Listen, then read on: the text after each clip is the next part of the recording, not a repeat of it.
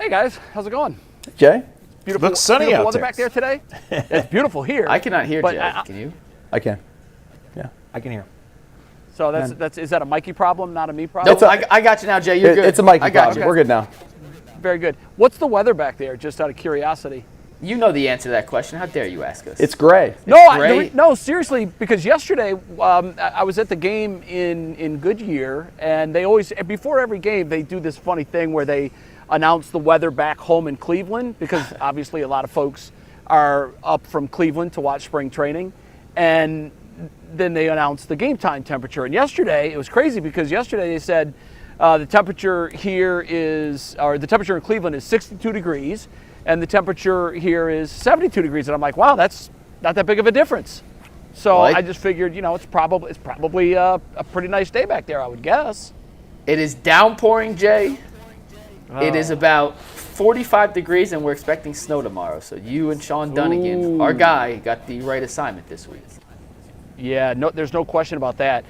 We've been taking in a lot of baseball, watching a lot of the different, not just the big league guys, because we pretty much know what the roster is going to look like, but we spent a lot of time also watching some of the kids that are in the pipeline, some of the younger guys. And I just talked to John McDonald, who's the field director for the minor league operation. And he is so enthusiastic and excited about the kids that they have here that will be coming up to the big league club within the next, not necessarily this year, but within the next couple of years. We were talking just now about Ralphie Velasquez, and here's a kid that, oh my goodness, he's 20 years old. He's probably, and John wouldn't commit to it, it's just my guess that he's going to start at AAA Columbus because he handled AA last year really well. And, he averaged just about an RBI a game for 2 months while he was up in AA Akron. So this is a kid that, even though he's not in this next immediate wave of guys like DeLauder and Valera and Bazana, he's a guy that is absolutely going to make a huge impact when he finally gets to the major league level. Again, just 20 years old. We're going to talk to him in about 20 minutes as soon as I leave from this shot. So there's that end of it, and then there's the other guys, the Valera, the DeLauder. One of the biggest things that I want to talk to you guys about is a selfless act from Steven Kwan in deciding to come to management when spring training began and said, look, I know that we have a problem with our corner outfielders. You need power in those positions. They were one of the least productive offenses or outfields last year in all of Major League Baseball, historically bad. And I think the idea is they need some power in the corners. Valera and DeLauder are ready. Can they handle the rigors of a 162-game season? Can they stay healthy? If they can, then this can be a really fun season. But when you're in an organization like Cleveland, you got to roll the dice, and you got to hope that a lot of these things come to fruition. And Bazana is one of them, and DeLauder and Valera. Well, can they stay healthy? They're both hitting the ball very well this spring. So there's a lot of hope involved when you're running a team like Cleveland, where you can't just go out and spend big free agent dollars to bring in known commodities. You got to go with guys that you hope can deliver, and there's a lot of those. And if they can, it'll be a fun year, I think. And the expectations are as high as ever. Just every player I talk to, all of the management staff that I've talked to, they all say the same thing. When you ask what they expect from this season, they all say our goal is to win a World Series. So good luck. That's a huge step from trying to get in as a division winner in a small market division, but that is the goal, and that's what they're aiming for. So let's hope they can pull it off. But it will be a fun season for sure. Jay, of those guys who maybe have been in the majors or expected to open in the majors, you went out. If there was one that you wanted to see, what's your report now that you've seen him? Is any of your impressions or your hopes for one of those guys changed? I really want to see DeLauder at the big league level, and I want to see him, like we all do. We all want to see him healthy. But the guy that I think I'm most excited about, Zach, and I don't know if you've had a chance to watch him much, but my goodness, this Ralphie Velasquez kid is incredible. John McDonald just said that he was taking BP yesterday on a field. And now, granted, he's 20 years old. He's one of the kids out here. And he said everybody even the older guys that were in that group were just watching him in awe at how the ball comes off of his bat completely differently. You know, when you watch guys behind a cage, the ball sounds differently for certain guys. He's a guy that I just can't wait to. I wish he was a righty because we could use a right-handed bat with some power, but I can't wait to see his career progress.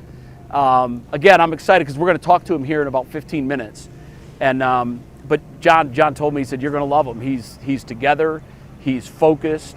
Hell, I remember when I was 20 years old, I was late to class when my first class was 11:30 in the morning. And here this kid is just really putting a string of work together that hopefully will put him in the major leagues sooner than later. But he's fun to watch. Jay, after Bybee and Gavin, how do you see the rest of the rotation shaking out? Deep, very deep. I talked to Slade Ciccone about the depth in this rotation, and not that you would do it, not that you would want to do it, but they actually are going to have a hard time getting it down to 5. That's how many talented arms there are in the starting rotation.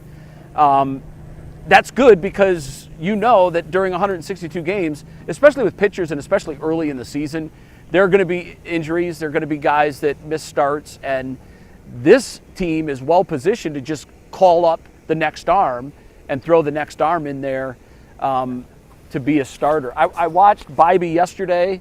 The results didn't show it, but he threw the ball very, very well. He threw 3 2/3. He struck out 6. He was mid-90s on the gun. His location was good. There was a fluky play that should have ended the 4th inning. It was a ground ball to Gabriel Arias at short. An easy play. He threw the ball low to first, so took 1 error there. The runner was advancing to second, and the throw from Kafis to second was a throw that Arias should have handled, and he didn't. So a run scored, and then the very next hitter, Bybee came out of the game. The very next hitter hits a home run. So really, they ended up losing the game, I think 5-4 to the Giants, who've had a great spring. But I think Bybee, and I think I said this a couple weeks ago on the show, I'm looking for Bybee to absolutely break out into the pitcher that I think he can be. I think he can be a front of the rotation, not just front of the rotation, but a guy that if everything goes his way, you could be talking about an all-star pitcher. Gavin Williams, same thing. He looks great. Slade Ciccone is mentally as strong as a pitcher as you'd want him to be. He told me and I don't know if I believe it, but this is what he said. He said, I didn't even know what my ERA was last year. I never look. I just pitch to results. I don't care what my ERA is. I know if I have good stuff. He's worked on a couple of other pitches, so I think he's added some things to his repertoire that will make him a better pitcher. And then there's other guys that we saw briefly last year, but we didn't get to see a lot of. Messick is a guy I think that they're going to lean heavily on. So I think the starting rotation is the strength of this team. I think the bullpen is also going to be a strength. This is something I'm sure that we talked about this last year and I'd forgotten, but I think it was either Hedgie or Fry told me that after Clase was suspended, the Guardians had the #1 rated bullpen in all of baseball. And we saw it down the stretch how good they were for them to catch the Tigers. But I don't know that I was aware of the fact that even without Clase, they still had the best bullpen in all of baseball, certainly the deepest. And they added Sean Armstrong, so they've got a little extra depth there. So I think the bullpen is going to be – I'm not worried about pitching at all with this team. It's just, will the kids hit? How long will it be for Bazzana to make it up here? I wouldn't be surprised if Bazzana does start AAA and plays – like they think he can, that he'll probably force the Guardians to do something with their second shortstop situation, whether Arias is traded or maybe Rocchio moves to short and Bazzana takes second. There's potential for some of that to happen. So it really, I think if I had to sum up my outlook on the season in a nutshell, it would be a lot of hope. We have to hope that a lot of these young kids stay healthy and that they can hit at this level. And if they do, it's going to be a terrific season to watch, a lot of fun to watch. Jay, last question, we'll get you out of here, but I am on the 2026 will be Jose Ramirez's best career season campaign. I don't know why, I just got a feeling that Jose has another level to reach and it will peak in 2026? From what you've seen from Jose so far, are you getting the sense that he's in for a bigger, better season than we've seen from Jose at this point? I don't know. I mean, that's a big ask. Oh, I know. Because he's put together some incredible seasons, and typically he's at the stage of his career where you start seeing diminished returns. Man, if he has the best season of his career, I would raise my expectations even higher, because I think part of my equation as I look at their chances to make the playoffs and to try to make a run, one of the things is, and we just take this for granted, well, Jose's going to be Jose. At some point, Jose's not going to be Jose anymore, and I hope we're not to that point. But when you look at his progression age-wise, we're getting to that point where he's either at his peak or on the way down. Mike, I hope your hunch is right. It's funny watching him, and I have for a number of years. This is probably, maybe my 7th or 8th spring training since he's been with the club. He is so laid back. It's hard to say. I don't want to say that he's disinterested and he looks like he doesn't want to be here, because if you watch Jose with his kind of with this strut and the way he walks, he's just like, it's everything easy.